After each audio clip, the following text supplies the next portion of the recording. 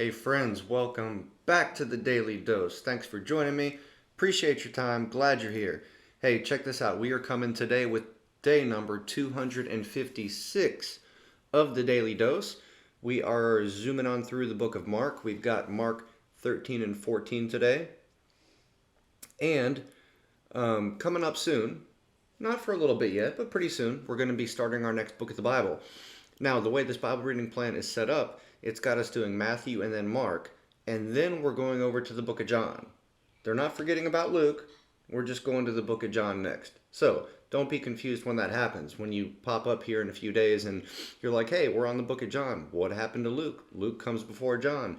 They're not doing all of the books purely in the order that they appear in the Bible. Okay, so like I said, Mark 13 and 14 and Psalm 101. That's what we got for today, right? So when we jump in today's scripture, the first thing that we see is a little tidbit about the destruction of the temple, right? And this is what it says. As Jesus was leaving the temple, one of his disciples said to him, "Look, teacher, what massive stones, what magnificent buildings." "Do you see all these great buildings?" replied Jesus. "Not one stone here will be left on another. Every one will be thrown down." Now, this is interesting for a couple of reasons to me. The first reason is that surely these disciples have been around the temple before, right? I'm guessing that this is not the first time that they've been in the city and that they've been around the temple and seen the various buildings there. I could be wrong, right? But I'm kind of making that assumption. If I'm wrong, let me know. If indeed the disciples had been to the temple before, you would think that they would have noticed those massive stones and the magnificent buildings, right? You know, like when you're a tourist and you go on vacation somewhere, the first time that you go somewhere, or maybe even the second time, you say, "Wow, look at that! That's magnificent! That's impressive! Look at that cathedral! Look at the stained glass!" Whatever. But if they have been to the temple and been familiar with it and around it, for a good portion of their lives, you would think that they would not be so impressed by the stones and the magnificence of the buildings, right? So either this leads me to believe that they had not been there before or taken much note of it in the past, or if they had, why are they just now kind of surprised by the magnificence of the temple, right? Is this some kind of an analogy of how they're being impressed or their eyes are being opened by Jesus in a sense to see the real magnificence of God? So now they're noticing the real magnificence of what went into making the temple? I don't know. In either case, I didn't have my microphone set in front of me, so it was probably pretty quiet. Now I've got my mic in front of me. Hopefully y'all can hear me better. But yeah, so that's kind of what I was thinking right there. Now,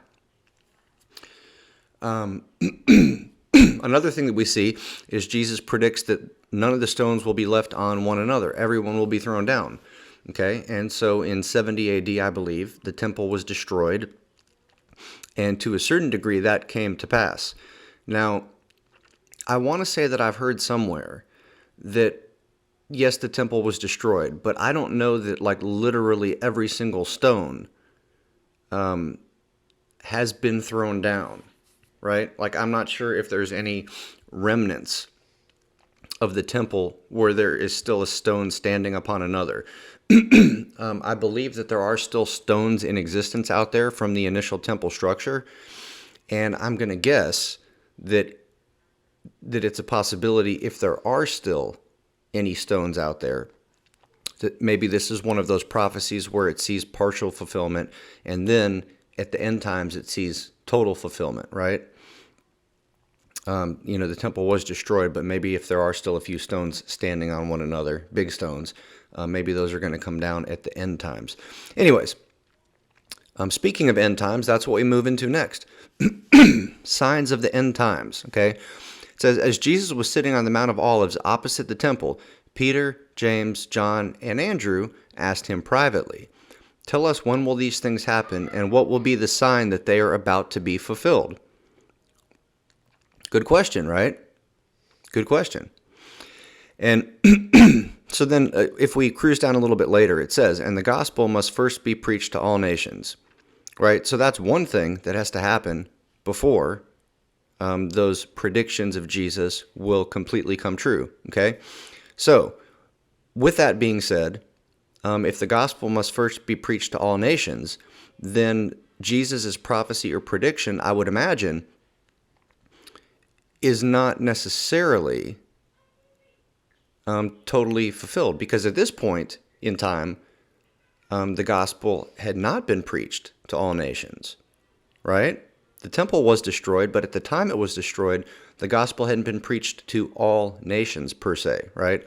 So that leads me to believe that it's talking about something in the future from Jesus' perspective at that point. And then it says, pray that this will not take place in winter.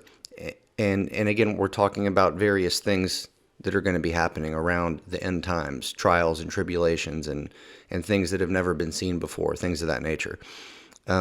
It says, because those days will be of distress unequaled from the beginning, when God created the world until now, and never to be equaled again. So again, here, it appears that Jesus is talking about predicting things that some people believe are happening during the tribulation, which is future tense, according to some views, right? But it says, those days will be of distress unequaled from the beginning, when God created the world until now, okay? Anything that has happened, worse things seem to be happening subsequently over the years, right? Can you look back at any given time and say that the distress from that time was unequaled from the beginning of the earth, right? Probably not. This appears to be talking about some cataclysmic thing that is yet to happen, it seems to me, okay? And then it goes on to say, but in those days, following that distress, the sun will be darkened, and the moon will not give its light. The stars will fall from the sky, and the heavenly bodies will be shaken. At that time people will see the Son of Man coming in clouds with great power and glory, and he will send his angels and gather his elect from the four winds, from the ends of the earth to the ends of the heavens. So here, again, we read verbiage that's describing something that I don't believe has happened yet, right? The sun being darkened, the moon not giving light, stars falling from the sky, the heavenly bodies be shaken, and then the Son of Man coming in clouds with great power and glory. People will see, visibly, it seems, right? So it sounds to me like what's being talked about here is future tense, and it makes sense to me that they're talking about, the tribulation and the things that we read about when it comes to eschatology and that point of view of a future coming rapture, tribulation, things like that. Then it says, well, the disciples are like, well, look, so when's this going to happen? And Jesus tells them, the day and the hour is unknown, right? It says, but about that day or hour, no one knows, not even the angels in heaven, nor the Son, but only the Father. So if Jesus is God and God is God, how does Jesus not know? But the Father does know, okay? This is a mystery. I don't think by any stretch of the imagination it is a contradiction or a logical fallacy, right? We read that there's certain areas, it appears to us at least, where Jesus limits himself, where he limits himself in certain ways, right? And this is, I'm going to read a little excerpt here from a commentary I was reading, and it goes like this. This verse gives another example, and this is where Jesus' power is limited. While his physical body on earth, Jesus is not omniscient. Paul explains that Jesus, who though he was in the form of God, did not count equality with God a thing to be grasped, but emptied himself by taking the form of a servant, being born in the likeness of men. And that's from Philippians. Part of being emptied means Jesus abdicated his right to manifest the full nature of deity, what theologians call the kenosis. That doesn't mean that Jesus was ever not God. It's more like part of his deity was in sleep mode. He knew what God intended for him to know. John 15:15. Okay? So that's kind of interesting.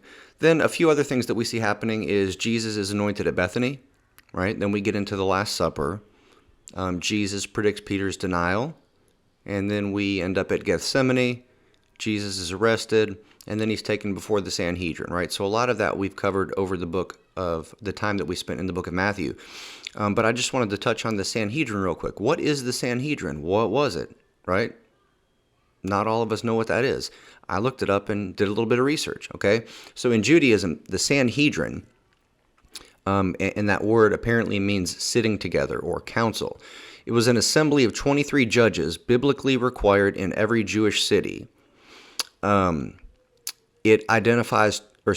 Talmud identifies two classes of rabbinical courts called Sanhedrin, a great Sanhedrin and a lesser Sanhedrin.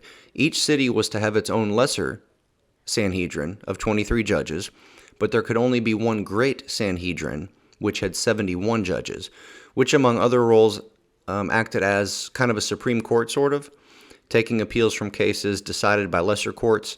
When the term Sanhedrin is used without qualifier, without the term lesser or greater in front of it, it normally refers to the greater Sanhedrin. So unless it says lesser Sanhedrin when you're reading something, it's usually talking about the greater, the main one, the Supreme Court, if you will. So that's all we got time for today, but I want to thank y'all for joining me. Appreciate you being here. And hey, until we meet again, deuces.